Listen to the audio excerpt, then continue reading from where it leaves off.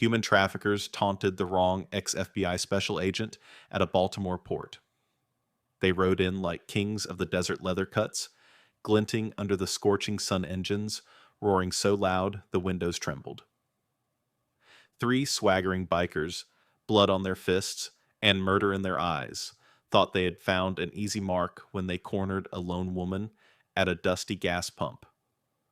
What they didn't know was that she'd survived nightmares worse than their worst. Tonight, their intimidation turns to terror. Bones will break, empires will crumble, and a network half a world away will shudder under her wrath. Who is she, and why does she hold the power to pull the earth out from under them? Before we dive into this relentless battle, if you believe no one should ever be underestimated, smash that subscribe button, hit like, and ring the bell, so you don't miss a second of justice unleashed. Comment justice below if you're ready to witness a former special ops warrior expose a corruption, topple empires, and deliver the payback they never saw coming. The afternoon sun beat down on Highway 87, the asphalt rippling like molten metal under a blazing sky. Out here 15 miles from the nearest town, the desert stretched in every direction. Red rock spires casting long, ominous shadows across a landscape that knew no mercy. Captain Rachel Morrison eased her Kawasaki Ninja to a stop at Johnson's gas station, the only sign of life for miles. She removed her helmet, letting the hot wind whip her dark hair against the back of her neck, and paused, every muscle alert. 15 years of special operations had trained her eyes to catalog even the smallest detail. Two dusty pickups idling by a corroded pump, a security camera dangling uselessly from its mount cracks, spiderwebbing across the station's faded asphalt. She reached for the scar on her right hand, a souvenir from a firefight in Kandahar, and traced its jagged line with a fingertip. Memories washed over her, the stench of burning rubber, the shouts of teammates she couldn't save, the way the earth trembled when the compound finally exploded. She'd chosen this remote desert route, hoping for silence, but fate had other plans. Behind the counter, Joe Johnson watched her with a keen, knowing gaze. 20 years as an Air Force pararescue man had taught him to recognize a soldier's stance, even when she carried no uniform. He offered a nod of respect instead of curiosity. Long way from anywhere, he asked, voice low. "Just clearing my head?" Rachel replied, her tone clipped. She grabbed a steaming paper cup of coffee and cradled it in gloved hands, feeling its faint warmth seep through. Around them, the world was still save for the hum of the station's ancient neon sign overhead. She sipped, scanning the horizon-red dust, swirling in a distant dust devil, the promise of heat lightning flickering behind jagged mesas. This was a land of extremes beauty carved in stone, danger lurking in every canyon. And soon, danger would arrive on 3 roaring motorcycles. Rachel didn't flinch when the engines thundered into the lot, the vibration rattling the windows.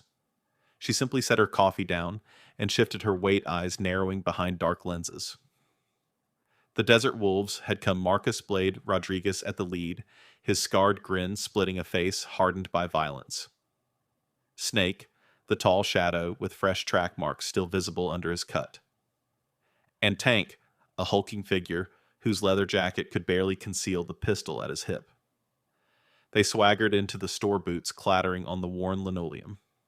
Blade locked eyes with Rachel for a heartbeat too long, as if smelling weakness. "Sheriff Cooper says you missed the meeting," he taunted. "This little outpost doesn't rate your attention." Joe Johnson's hands trembled, but Rachel's voice was steel. "The sheriff should stick to law enforcement," she said softly, stepping between Blade and the counter. "And you boys should find a new gig." Blade laughed until Rachel's hand shot out, clamping down on his wrist with the precision of a master. His fingers spasmed open his face, blanching as her thumb pressed a nerve cluster.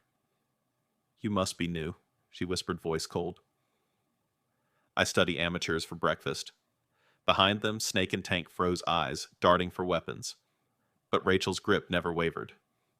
She leaned in, breath barely stirring the dusty air. "Walk away. or find out how many bones I can break before you hit the floor. For a long moment, no one moved. Then Blade's grin slipped, and he raised his free hand in surrender. He released a low, wounded laugh as they backed toward the door. Their motorcycles roared to life, and they peeled out onto the desert road, leaving Rachel with nothing but the echo of their engines and the taste of iron in her mouth. She picked up her coffee, now cold, and took a steady sip. The wound in her chest tightened not from rage, but from a familiar ache. Justice delayed is justice denied. She had painted a target on her back, but she'd never back down. Not here, not ever. As the sun dipped low, casting the gas station in an orange glow, Rachel closed her eyes. Somewhere beyond those red rocks lay corruption deeper than a biker gang's protection racket, something that ran straight through the heart of Shadow Creek. And she would find it. The sun had dipped below the mesas when Rachel settled into the cramped back office of Johnson Station. The desert night pressed against the single grimy window, and the hum of the neon pump lights felt almost conspiratorial. Deputy Sarah Martinez slipped inside her face, drawn and urgent. "Word travels fast in small towns," she whispered, pulling a thumb drive from her pocket. "I've been watching the mine. You need to see this." Rachel slid the drive into the ancient computer, the screen flickering to life. Satellite imagery bloomed across the monitor convoys of black SUVs, trailing shipping containers, guard rotations plotted like a military exercise. One container rotated on screen, its doors annotated modified for human transport. A chill slithered down Rachel's spine. This was no simple protection racket. "They're moving people," she said, voice low enough that only Martinez could hear. Behind their tense exchange, Joe Johnson's radio crackled heavy engines on approach. Rachel rose, drawing her Glock with the ease of repetition. Through the window, 3 SUVs circled the station like wolves, sizing up their prey. Her pulse quickened professional surveillance, not biker muscle. "They're watching," she murmured. Martinez nodded once. "Blade must have made the call. Question is, are you staying or moving on?" Rachel's gaze drifted to the dusty horizon. She'd come seeking solitude, but now that she'd discovered this network, she couldn't walk away. "I'm staying," she said finally. "But we do this smart." By the time Rachel Martinez and Johnson reached Maria's diner, the neon sign buzzed like a warning. The parking lot held only 2 desert wolves, Cuts men in leather, feigning casual conversation. Inside, Maria Ramirez stood behind the counter, silver curls framing a weary smile. Her eyes, however, told a different story. She knew Rachel wasn't just passing through. "Coffee," Maria said, pouring a cup so dark it absorbed the low diner light. Rachel cradled it, the heat searing her palms through leather gloves. A slow bead of sweat traced her temple, anticipation, not fear. Maria led them to a back booth. 3 months ago, the mine was dead, she began, voice barely above a whisper. Then the wolves showed up calling themselves security for some new investment. Now, there's trucks running all night, containers, SUVs, armed men. She paused, glancing at the biker cuts in the mirror behind Rachel. "My cousin's girl vanished. Police say runaway. I saw her get into one of those black vans." Rachel's jaw clenched. Her coffee went cold as she replayed the images from the thumb drive, shipping containers, modified tunnels, mapped names scrawled in Spanish and English. "They're using the old smuggling shafts," Martinez added, sliding a photo of a rusted hatch across the table. "These hills have a network of tunnels beneath them." A tension-filled silence followed. Then Rachel's phone buzzed. A secure number. Mike. "Major cartel activity near Shadow Creek. High-value targets. Ghost team on standby." She tucked the phone away. "They think the wolves handle the local muscle. They don't know I'm here." Maria set a slice of pie before Rachel apple cinnamon gleaming under the fluorescent light. "Not much pie sold these days," Maria said, voice trembling. "Town's quieting down. Too many strangers." Rachel took a bite, letting sweetness anchor her nerves. Outside headlights swept past the windows. Within seconds, the diner's door chimed. 3 men in tactical gear, no biker cuts, stepped in their gate, fluid efficient. Private military contractors. The air shifted. One contractor loomed by the counter. His vest read zero insignia, but his stance spoke volumes. Blade's voice followed, "Boss wants to talk." Rachel set down her fork. On the mirror behind her, she watched them split two, moving toward the back exit, one flanking the door. Her breath slowed, heartbeat steady.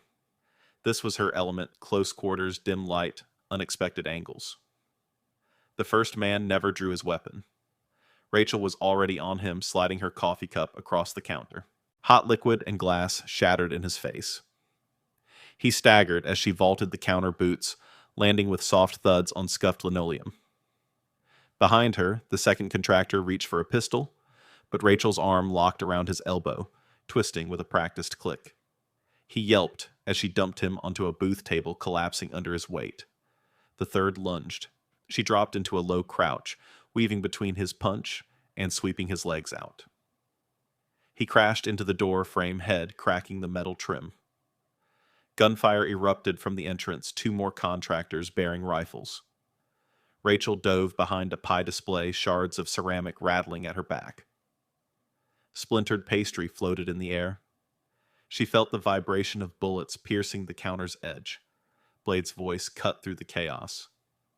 "You can't hide forever?" Rachel clicked a small device on her belt, EMP. Lights winked out in a shower of sparks. Darkness swallowed the diner. Her other senses flared. She moved like a ghost between booths, her fingers grazing improvised charges she'd set earlier. 2 men fell to silent, precise blows. The third screamed when she snapped his trigger finger backward.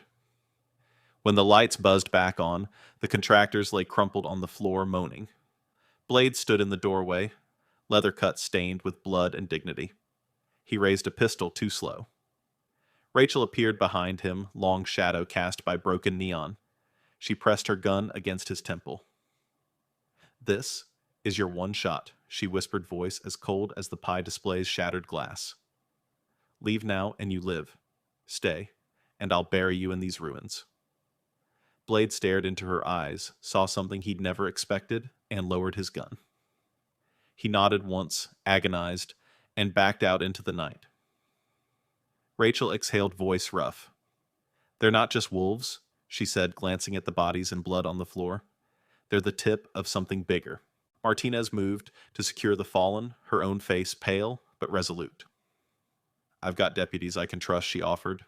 "We'll lock down the exits." Rachel nodded, holstering her pistol.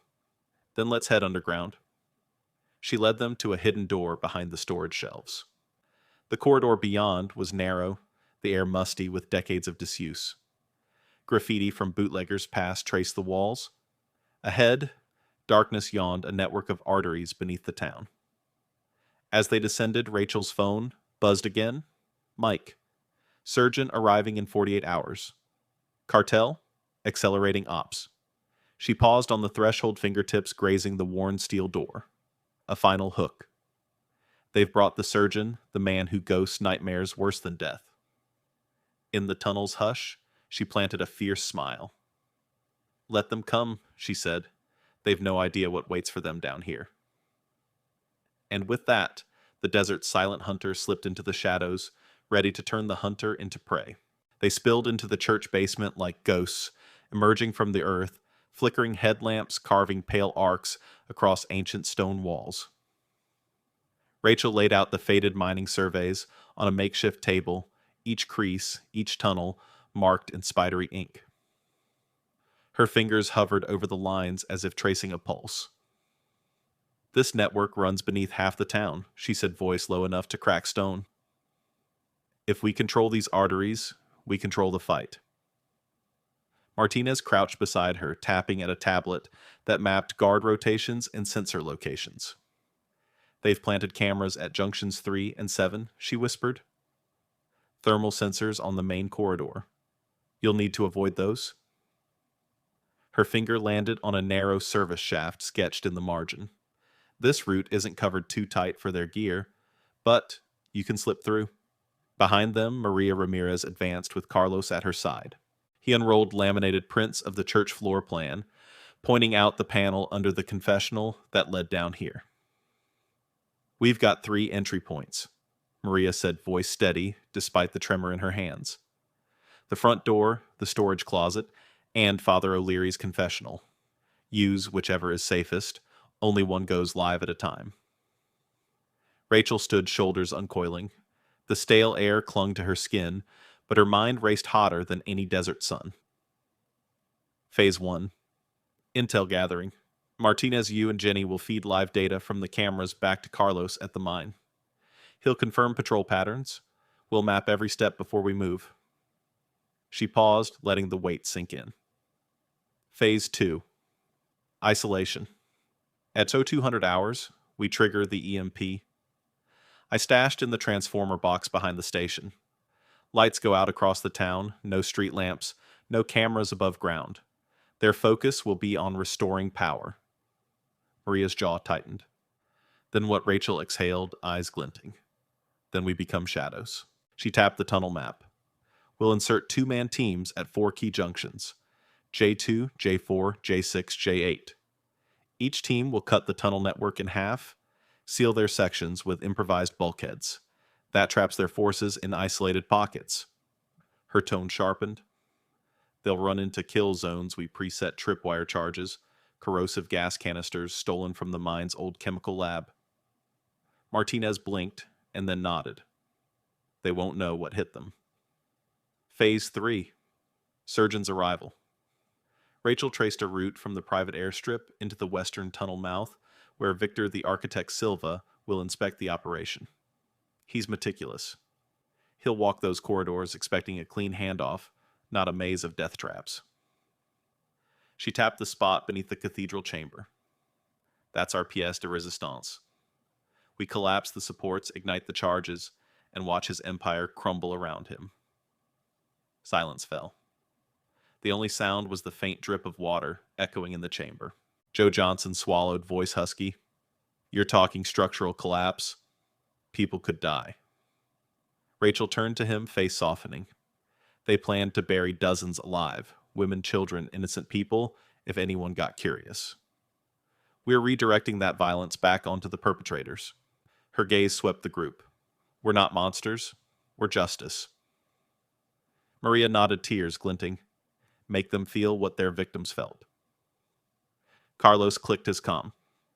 Mine intel confirms increased activity at 0400 hours. They expect a raid on the warehouse, not a subterranean ambush.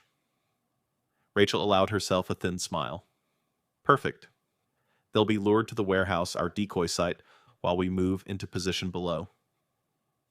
She laid a hand on the table, indexing every point. Jenny, you'll detonate flash charges at the warehouse entrance to draw the trucks away when they roll out the power cuts. Martinez, you'll coordinate local deputies to cordon off exit roads, roadblocks at the bridges, spike strips on the service lanes. Martinez's eyes narrowed. We'll need diversions above ground. Exactly. Rachel reached under her jacket and pulled a small remote. These smoke canisters. We'll deploy them along Main Street, make it look like a riot. Their forces will rush there, leaving the tunnels underdefended. She paused, letting each plan lock into place in their minds. We have 36 hours until we make our move, she said. Tomorrow, the council meeting at the community center will draw half their manpower above ground. That's the moment we strike from below. Carlos whispered. The surgeon arrives in 24. Rachel's jaw tightened. Then we speed it up by 12. The faster we go, the less time they have to adapt. Joe Johnson exhaled, voice thick with resolve. I'll prepare the explosives. Maria stepped forward, placing a protective hand on Rachel's shoulder. Be safe down there. Rachel nodded, scanning the faces around her, each one voicing fear, determination, hope. Their fragile alliance, forged in desperation, now held the fate of Shadow Creek in its hands. She flicked off her headlamp, plunging them into darkness.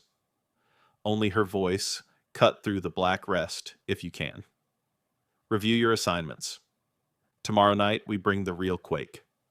get ready to bury the surgeon in his own labyrinth. A heartbeat passed, then another. Their breaths echoed in the tunnels as if the earth itself was holding its breath. Outside, the desert wind whispered across the red rocks. Inside, the plan of vengeance and justice was set, each line drawn in blood, each trap laid with cold precision. Rachel Morrison slipped her gloved hand into her jacket pocket, feeling the familiar weight of her trident patch against her chest. "Let them come," she breathed. "Let them come." Phase 1 began at midnight. Outside, a low hum ran through the desert as the transformer behind Johnson Station coughed its last sparks, then went silent. Streetlights winked out along Highway 87, plunging Shadow Creek into a blackout so complete it felt like the world itself had been erased. In the darkness, Rachel Morrison and her 4-man advance team slipped into the mine's entrance, small tactical lights dancing across damp stone walls. They moved in near-perfect synchronicity, breaths measured, footsteps muffled by decades of mineral dust. At Junction 2, Corporal Diaz paused beneath a rusted beam and tapped twice on his flashlight, the prearranged signal. Seconds later, Ghost Team Bravo detonated a series of nail charges at the warehouse south of Main Street. A thunderclap of sound and a cascade of sparks echoed through the tunnel network. Above ground, the decoy raid drew the Wolves' armored trucks and private contractors like moths to a flame. Rachel pressed her back to the cool rock, feeling her heart settle into a steady rhythm. She keyed her comms. Phase 1 secure. Moving to Junction 4. Her voice was calm even in the chaos. She knew that once the Wolves and their contractors flooded toward the warehouse, the mines and tunnels would be theirs. At Junction 4, Martinez's squad crouched behind a collapsed wooden support. The tunnels here curved upward, leading directly beneath the old community center. They set portable bulkheads in place, makeshift steel walls rigged with gas canisters stolen from the mine's long-abandoned chemical lab. One by one, they welded quick-release latches. Rachel hovered over the blueprints flickering on Martinez's tablet. Bulkhead seals set, Martinez nodded. Ready. Gassed payloads armed, she asked CPH Jenkins. A dark silhouette against the monitor, Jenkins gave a thumbs up. Set timers. Rachel turned to her team. This is where we trap them. She pulled a small mirror from her vest and angled it down the corridor. Through the lens, she caught the glowing red reticle of a thermal sensor, the very junction they'd identified as blind spot. With a soft click, she disabled it using an improvised EMP nub plugged into the sensor's junction box. The light on the device flickered once and died. The tunnel was theirs. A heartbeat later, through her headset, warehouse decoy drawing heavy fire. Bullet tracers arced across metal shelving as Martinez's diversion team engaged the Wolves' mercenaries above. Engines roared, gunfire rattled, sirens wailed in the distance. Yet, beneath their feet, the only sound was the hiss of evac gas vents opening inside the sealed bulkheads.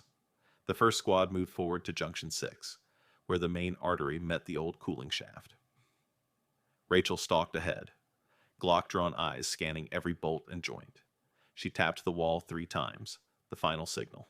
Without hesitation, 2 blast charges undercut the shaft's support beams. A muffled explosion shook the earth. Plumes of concrete dust drifted into the beam of her light.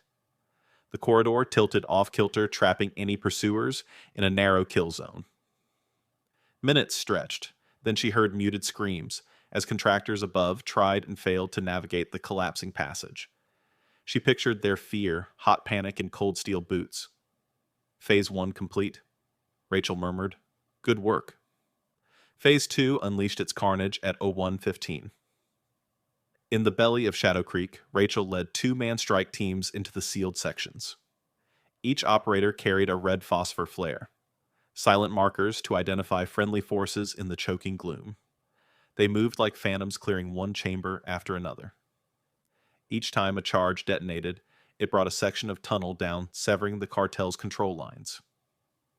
At Junction 8, Rachel encountered her first direct enemy contact. A lone guard left behind to monitor the main corridor swung a flashlight and shouted into his radio. She froze firelight illuminating the barrel of his rifle for an instant before she closed the distance. Her boot struck the back of his knee. He staggered forward into her outstretched arm. A swift wrist lock snapped his grip. His gun clattered to the floor. She bent him to one knee, silencing him with a cloth gag and binding his hands. His eyes, wide with terror, met hers. In that moment, Rachel's voice was low but resolute. "This ends tonight." She left him breathing and moved on, no mercy, no hesitation. Each man she captured added to the growing tide of fear above ground, echoed in police radios confused by patchy coverage. Phase 3 was the pièce de résistance. At 0145, with half the cartel's forces isolated underground, and their above-ground reinforcements lured to the decoy, Rachel triggered the final sequence. Beneath the old cathedral chamber, she stood at the apex of the tunnel network. 4 remote detonators dangled from her vest, each wired to key structural supports overhead. She keyed her comms, "All units hold position." On my mark. A beat. Mark. One by one, the detonators ignited. The earth trembled as ceiling supports groaned and gave way. Plumes of concrete dust roiled around Rachel, illuminated by red phosphor flares in the distance. The cathedral's vaulted roof punched downward in a rumble like rolling thunder, sealing the corridors, trapping any remaining contractors, wolves, inside. Above ground, the community center's metal detectors blared alarms as swarm lights dip-lit the building's entrance. Dozens of cartel enforcers, drawn by the meeting of business owners, ran toward the chaos at the warehouse. Police vehicles screeched to intercept, only to find empty racks and live-streamed evidence of terror. Back below, Rachel ascended the shaft of debris into the catacomb beneath the cathedral floor. The smell of earth and concrete dust clung to her lungs. She wiped a line of sweat from her brow and pressed on until she found him, Victor the architect, kneeling before a makeshift altar of ledger books, passports, and a laptop glowing with encrypted data. He looked up, eyes narrowing, as the rubble settled. "Captain Morrison," he intoned, voice eerily calm amidst the collapse. "So you led me into my own tomb." She holstered her gun boots, crunching on fallen concrete. "Your tomb's been under construction for months," she replied, voice as cold as the stone walls. "Now it's time to close the lid." He reached for a hidden blade, ceramic no metal detectors, but Rachel was faster. She kicked the pile of papers into his face, drawing his arms wide. Then she struck a palm strike to the chin that snapped his head back, followed by a precise elbow to the solar plexus. He coughed, blood bubbling at his lips. Above the tunnel supports, gave one final groan and collapsed, completely cutting off any hope of escape. Dust settled. An oppressive silence fell, broken only by Victor's ragged breaths. Rachel knelt beside him, snapping handcuffs into place. "No more running," she said, voice low. "Not tonight. Not ever." Minutes later, the first sheriff's units carved through the debris. Flashlights bobbed like fireflies in the new moon darkness. Martinez led them through the front door of the church, guiding surprised deputies past the sealed entrance. Joe Johnson directed them to the warehouse perimeter, where wrecked SUVs lay smoldering. Above ground survivors emerged, terrified business owners, disoriented cartel foot soldiers, and a handful of local deputies unaware of the scale of Rachel's operation. They witnessed Victor led out in cuffs, Rachel standing over him like a wraith in fatigues, pistol slung but gleaming under strobe lights. She allowed herself a single nod, less of victory, more of acknowledgement to those who'd helped. Martinez exhaled, smile breaking through the grime. "We did it." Rachel's gaze swept the horizon, the mining hills, the silent tunnels, the battered station now bathed in emergency lights. Her throat tightened with the weight of all they'd accomplished and all they still had to fight. She turned to the deputies. "Collect every piece of evidence, every ledger, every computer drive. This operation ends now." Then, without looking back, she disappeared into the night, leaving justice in her wake and a town forever changed by a phantom warrior who struck from the shadows. The first light of dawn crept across Shadow Creek's shattered streets as law enforcement poured through every corner of the operation site. Governor's choppers hovered above the mine, their rotors whipping red dust into swirling vortices. Down below, federal agents in black tactical gear hauled out battered shipping containers, their walls pried open to reveal rows of haggard survivors. Men, women, even children. Faces etched by fear, relief, and disbelief. Family members alerted by Jenny, Chen's anonymous tip line, flooded the perimeter in a wave of raw emotion. Mothers knelt beside daughters clutching their torn clothes. Fathers collapsed to their knees, heads resting against the shoulders of deputies who had once turned a blind eye. A teenage girl pressed her palm to Rachel's boot, tears sliding down her cheeks as she whispered, "Thank you for not giving up on us." Rachel watched from the shadows, her silhouette framed by flashing police lights. Her chest tightened, not from fatigue, but from something far deeper, the knowledge that her vengeance had translated into salvation. She recalled the shipping manifests that had scrawled their destinies in ink now shredded in rippling puddles of hydraulic fluid. At the community center, business owners once complicit in silence stepped forward to testify under federal immunity. Their voices trembled as they recounted bribes, threats, and the nameless clients they'd never dared to question. Deputy Delgado stood at a lectern, his badge gleaming, as he swore them in. Each confession rattled the room like a judge's gavel, a moratorium on corruption that would echo for years. In a makeshift command post beneath the church, Carlos and Maria Ramirez sifted through hard drives of encrypted data.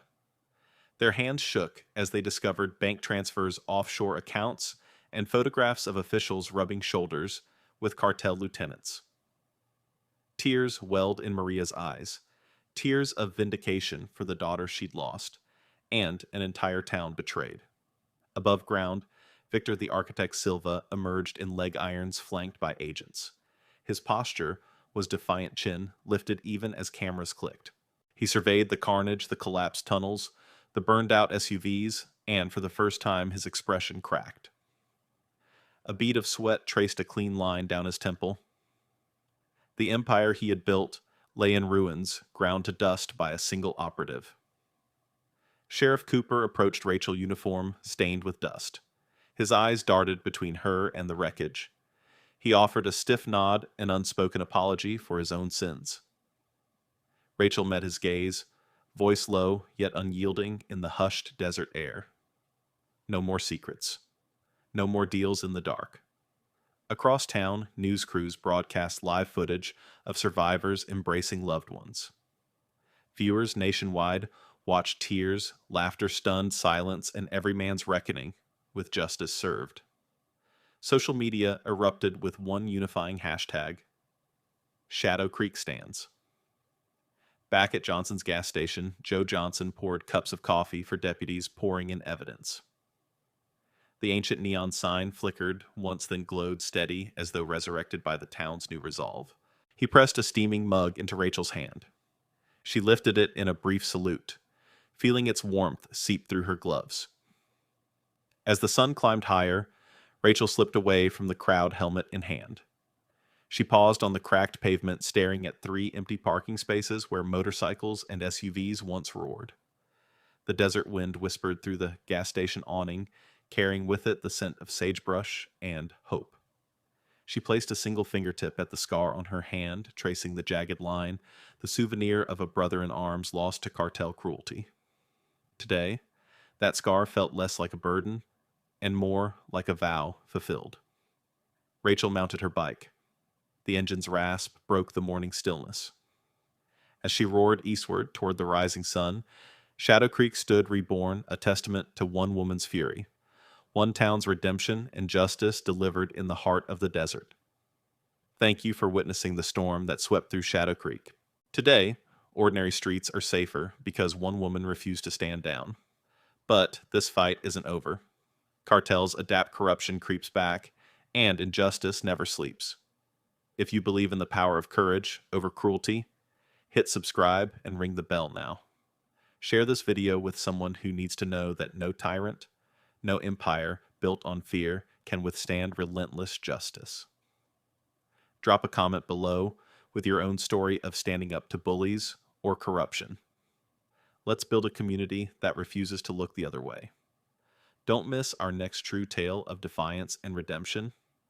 Click the link on your screen for another journey into the heart of darkness and the light that conquers it. Remember, when justice calls, heroes answer. We'll see you there.